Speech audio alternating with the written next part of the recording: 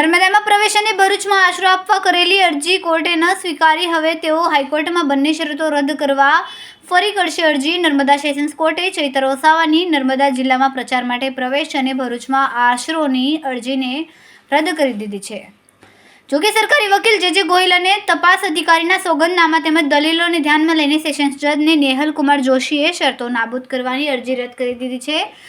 કોર્ટે નોંધ લીધી હતી કે 9 જાન્યુઆરીએ લોકસભાના જ ઉમેદવાર જાહેર કરાયા છે અને તેઓએ 21મીની જામીન અરજીમાં તેનો ઉલ્લેખ ન કર્યો હતો।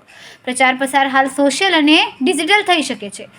તેઓના સમર્થકો અને તેમના પત્ની પર પ્રચાર કરે છે ત્યારે શરત નાબૂદ કરવાની કોઈ આવશ્યકતા નથી। વળી તેઓએ જામીન પર છઠ્ઠી મૂવીમાં જાહેરમાં ભડકાઉ ઇન્ટરવ્યૂ આપ્યું હતું। તેમાં સંજોગોમાં ધ્યાને લઈને તેઓની શરતો રદની અરજી જ રદ કરી દેવાઈ છે। હવે તેઓ હાઈકોર્ટના દ્વાર આ માટે ખખડાવવાના છે। રિપોર્ટર વિશે તહેલકા ન્યૂઝ ભરૂચ।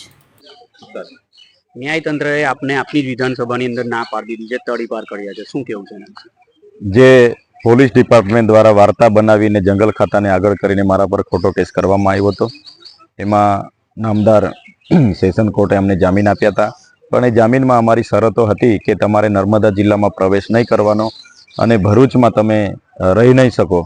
ત્યારે હમણાં ઇન્ડિયા એલાયન્સના ઉમેદવાર તરીકે જાહેર થયા બાદ અને હમણાં ચૂંટણી જાહેર થયા બાદ અમે હમણાં જ સેશન કોર્ટમાં ગઈકાલે અમારું હિયરિંગ થયું છે। એ શરતો નાબૂદ કરવા માટે અમારી માગણી હતી, પરંતુ સેશન કોર્ટ દ્વારા એને ખારીજ કરવામાં આવી છે અને જે શરતો હતી તે યથાવત છે। ત્યારે અમને ઘણી તકલીફો પડે છે અમારા મતદાતાઓની વચ્ચે જવા માટે, મત માગવા માટે મારો જે અધિકાર છે એ છીનવા રહ્યો છે। ત્યારે આવનાર દિવસોમાં હાઈકોર્ટ ન્યાય પ્રણાલિકા પર અમને પૂરો ભરોસો છે, ત્યાં અમે મૂકીશું અને મને આશા છે કે શરતો દૂર થાય અને ભરૂચ સંસદીય ક્ષેત્રમાં હું ફરી શકું, લોકો પર મત માગી શકું, એવી મારી પૂરી માગણી અને લાગણી છે।